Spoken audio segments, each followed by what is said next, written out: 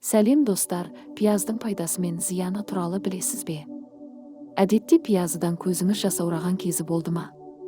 Онда бұл видео сіздер үшін. Мен сіздерге пияздың пайдасы мен зияны туралы толығырақ айтатын боламын. Каналға тіркеліп лайк басуды ұмытпаңыз. Видеоны соңына дейін көріп біздің жауап табу ойынымызға қатыса аласыз. Ендеше кеттік. Барлық адамдар дұрыс тамақтануға тырысады. Сондықтан біздің мәзірімізде әр түрлі жемістер мен көкөністер кездеседі. Бірақ бұл өнімдер пайда ғана емес, зиян да әкелуі мүмкін. Пияздың сорттары сары, қызыл, ақ болып үш түрге бөлінеді.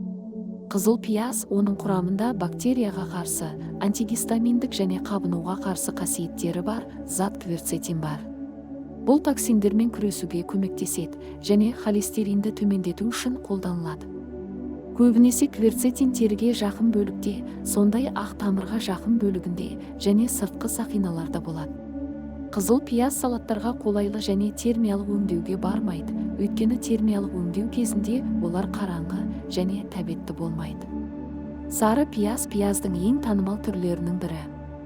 Оның қуыру кезіндегі карамелиздену қасиеті сорпа, гарнир және ет тағамдарын дайындауда қолданылады. Қуыруға және шикі қолдануға өте ыңғайлы. Оның айқын иісі бар. Ақ пияз дәмі бойынша нәзік және шырынды, себебі оның құрамында ылғал көп. Ол көбінесе күрделі мексикалық тағамдарда қолданылады. Ақ пияз аузыңыздан иіс кетпейді. Ақ пияздан француздар өздерінің пияз сорпасын дайындайды. Енді жалпы пияздың пайдасына тоқталайық. Пияз шырыны бұл тұмаудан қорғайтын табиғи антибиотик. Олар стрептококктарды, дизентерияны, дифтерияны және туберкулез бациллалары сияқты көптеген микробтарды жояды. Суық тиген кезде немесе авитаминус кезінде туралған пияз кесектерін күніне бірнеше рет иіскесеңіз, иммунитет көтеріледі. Тромбоциттер көбейсе, инфаркт пен инсульттің пайда болу қаупі жоғарылайды. Пияздың құрамындағы күкірт қандағы тромбоциттерді ертіп артерияда жиналуына жол бермейді. Бұл көкөніс зат алмасу процесін қалыпқа келтіреді. Қанды тазартады, ас қорытуды ынталандырады және денеден артық сұйықтықтарды шығарады. Жасыл пияз жапырақтары каротинге бай, оны беттегі дақтарды кетіру үшін қолданады. Оның теріге пайдалы екендігі дәлелденген. Оның шырыны құлақ ауруларына қарсы анестезия ретінде қолданылады. Мақтаны пияздың шырынына матырып құлақтың ішіне салып қоюыңызға болады. Құрамында С дәрумені болғандықтан теріге және шаштың сұлулығына жақсы әсерін тигізеді. Бұл өнім қайызғақты кетіреді және шашты күшейте алады.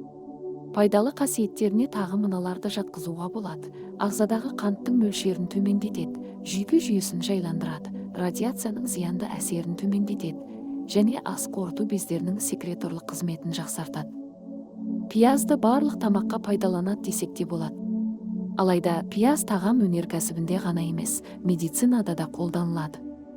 Пияз шырыны іш өтуіне, қуыққа әсер етеді. Фармацевтика өнеркәсібінде сцилларий деп аталатын сұйық дәрі шығарылады. Сонымен қатар пияз кардиологияда да қолданылады. Зиянкестерге қарсы дәрі-дәрмек құрамында да болады. Пияздың шыққан жері қиыр шығыс, бірте-бірте Мысыр, Греция елдеріне жетіп, басқа елдерге тарай бастаған. Қай жерде болмасын, кез келген заманда пияз ғажайып пайдалы өсімдік. Ата-бабаларымызда пияздың микробтарды жою қасиетін біліп, етке және сорпаға осы пиязны қосатын болған. Содан шығар 7 дертке ем боларлық астарды ала жүр дегеннің бірі осы болса керек.